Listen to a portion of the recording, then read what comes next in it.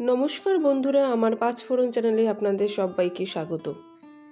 আজ আপনাদের সামনে এনেছি খুবই টেস্টি মুখরোচক একটি পকোড়া রেসিপি।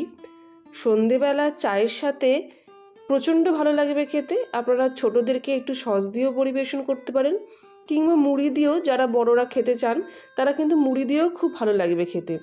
আমার তো মুড়ি দিয়ে যে কোনো চপ কিংবা পকোড়া খেতে ভালোবাসে, তবে আমার বাড়ির যে ক্ষুদ্র সদস্যটি আছে সে কিন্তু সস দিয়ে খেতে ভালোবাসে।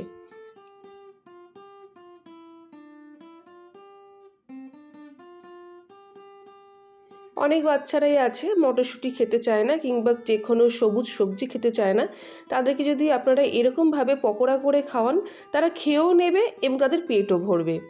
চলুন দেখে নেওয়া যাক আজকের রেসিপি, মটরশুঁটির পকোড়া। আমি এখানে 500 মটরশুঁটি ভালো করে ছাড়িয়ে নিয়েছি। ছাড়িয়ে কিছুটা পরিমাণ জল দিয়ে আমি সেদ্ধ করতে দেব। পুরো সেদ্ধ করব না, মোটামুটি 50% আমি সেদ্ধ করতে বসিয়ে দিয়েছি। এরপর আমি একটা পাত্রে নিয়ে নিলাম 3 চামচ মতন সুজি। সুজিটা আমি মোটামুটি 15 থেকে 20 মিনিট আগে সামান্য পরিমাণ জল দিয়ে ভিজিয়ে রাখবো। সুজি ভেজাতে দিয়ে দিয়েছি। এরপর আমি কিছুটা পরিমাণ ধনেপাতা নিয়ে নিচ্ছি। ধনেপাতার পরিমাণটা একটু বেশি নেবেন। আমি মোটামুটি নিয়ে নিয়েছি একটা গোটা আটি থেকে হাফ পরিমাণ ধনেপাতা। ধনেপাতার বোটাটাকে ফেলে দিয়ে তারপর কুচি কুচি করে ঝিরিঝিরি করে কেটে ভালো করে জল দিয়ে ধুয়ে আমি একটা আলাদা পাত্রে সরিয়ে রাখছি।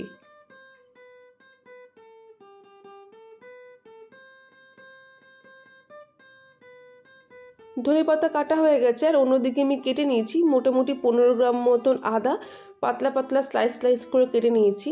10 কোয়া মতন আমি রসুন পাতলা পাতলা করে কেটে নিয়েছি, আর 3-4টে কাঁচা লঙ্কা কুচি নিয়েছি।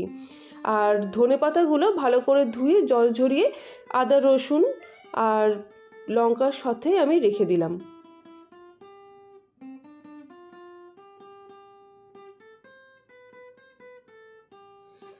এতক্ষণে আমার মটরশুঁটিটাও বেশ সুন্দর বয়েল হয়ে গেছে, দেখতেই পাচ্ছেন 50% মতন বয়েল হয়ে গেছে। আমি গ্যাসটা বন্ধ করে দিচ্ছি।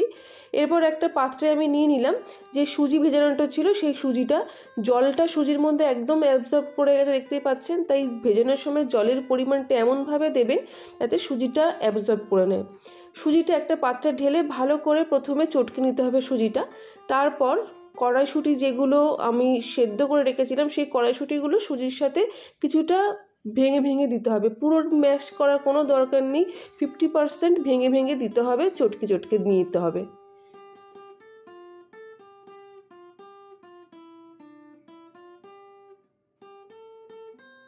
মটরশুঁটিগুলো 50% চটকে নেওয়ার পর এর মধ্যে আমি দিয়ে দিচ্ছি 3 চামচ মতন চালের গুঁড়ো। তবে চালের গুঁড়োটা অপশনাল, আপনাদের ঘরে যদি চালের গুঁড়ো না থাকে তাহলে চালের গুঁড়ো দেওয়ার প্রয়োজন নেই। সুজি দিলেই মোটামুটি ক্রিস্পি টাইপের খেতে হয়, তবে চালের গুঁড়ো থাকলে চালের গুঁড়োটা আপনারা অ্যাড করবেন। আর দিয়ে দিলাম বেসন 4 চামচ মতো।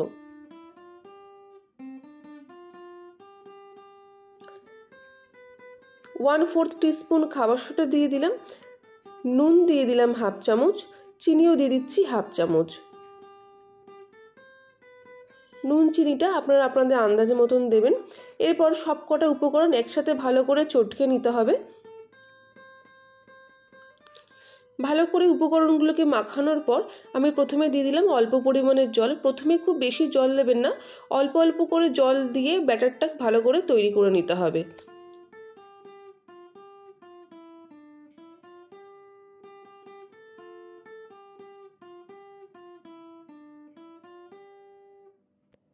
দেখতেই পেয়েছেন প্রথমে অল্প জল দিয়েছিলাম, তারপর প্রয়োজন মতন আমি আর একটু জল দিলাম।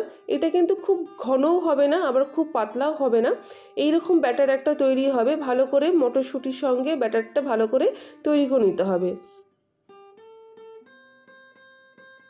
ব্যাটারটা মোটামুটি রেডি হয়ে গেলে বাকি যে উপকরণগুলো আছে, আদা রসুন কাঁচা লঙ্কা এবং ধনেপাতা কুচি, সেগুলো আমি একে এক করে দিয়ে ব্যাটারটার সঙ্গে ভালো করে মাখিয়ে নেব।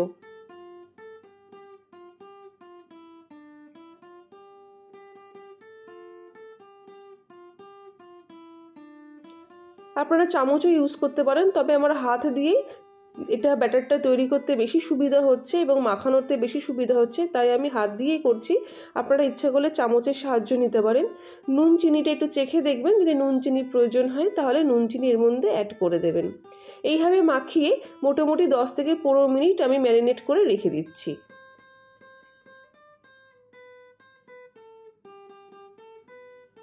এরপর আমি একটা কড়াইতে নিয়ে নিয়েছি 100 ml মতন সাদা তেল। হাই ফ্লেমে তেলটা গরম করে নেবেন এবং হাই ফ্লেমে থাকা অবস্থায় আমি একটা ডাবুর সাহায্যে ব্যাটারটা মটরশুঁটি দিয়ে দিলাম। ডাবুর সাহায্যে যতটা সম্ভব বড় করা যায় আপনারা বড় করে নেবেন, কারণ এগুলো একটু এরকমই পাতলা বড় পকোড়া খেতেই ভালো লাগে, তাই আমি একটুখানি ডাবুর সাহায্যে ভালো করে বড় করে নিলাম। মোটামুটি 3-4 মিনিট মতন এক সাইডে কুক করতে দেবেন, তারপর একটা হাতা বা খুন্তির সাহায্যে আলতোভাবে উল্টে দেবেন।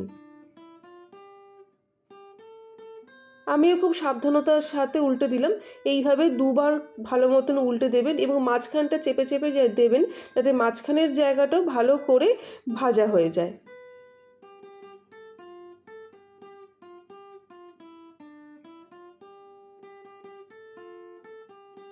আমার প্রথম মটরশুঁটির পকোড়া রেডি হয়ে গেছে।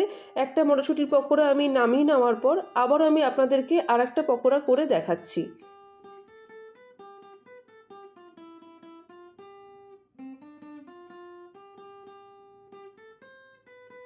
প্রথম পকোড়াটা আপনারা যেভাবে করেছেন দ্বিতীয় পকোড়াটা কিংবা বাকিগুলো আপনারা ঠিক একইভাবে করবেন। ডাবুর সাহায্যে এক ডাবু আমি দিয়ে দিলাম, আমার ডাবুতেই সুবিধা। আপনাদের কাছে যদি অন্য বড় চামচ থাকে তাহলে আপনারা সেটাতে দিতে পারেন। যেহেতু একটু লিকুইড ফর্মে এই ব্যাটারটা হয় এবং লিকুইড ফর্মেই তৈরি করতে হয়, তাই একটু ডাবুর সাহায্যে দিতেই কিন্তু সুবিধা। এরপর যদি একটা খুন্তি দিয়ে অসুবিধা হয় তাহলে দুটো খুন্তি ইউজ করবেন প্রপারলি ওল্টানোর জন্যে। আমার একটাতে অসুবিধা হলো, তাই আমি দুটো খুন্তি আমি ইউজ করে খুব আলতোভাবে উল্টে উল্টে দিলাম। এবার মাঝখানটা চেপে চেপে দিচ্ছি যাতে মাঝখানটাও প্রপারলি কুক হয়ে যায়। বন্ধুরা, আমার রেসিপি তোমাদের কেমন লাগছে অবশ্যই জানিও। যারা নতুন বন্ধু এখন আমাকে সাবস্ক্রাইব করোনি, অবশ্যই আমাকে সাবস্ক্রাইব করো। আমার মটরশুঁটির পকোড়া রেডি টু সার্ভ। খেতে খুবই ভালো হয়, তোমরা বাড়িতে অবশ্যই ট্রাই করো এবং ইনগ্রেডিয়েন্টস আমি আমার ডেসক্রিপশন বক্সে দিয়ে দিই, সেখানে দেখো। আরও ঘরোয়া পদ্ধতিতে রান্না আমার চ্যানেলে আছে, সেগুলো তোমরা ভিজিট করতে পারো। আমার রান্না তোমাদের কেমন লাগছে অবশ্যই কমেন্টে জানিও। আজকের মতন চললাম, টাটা।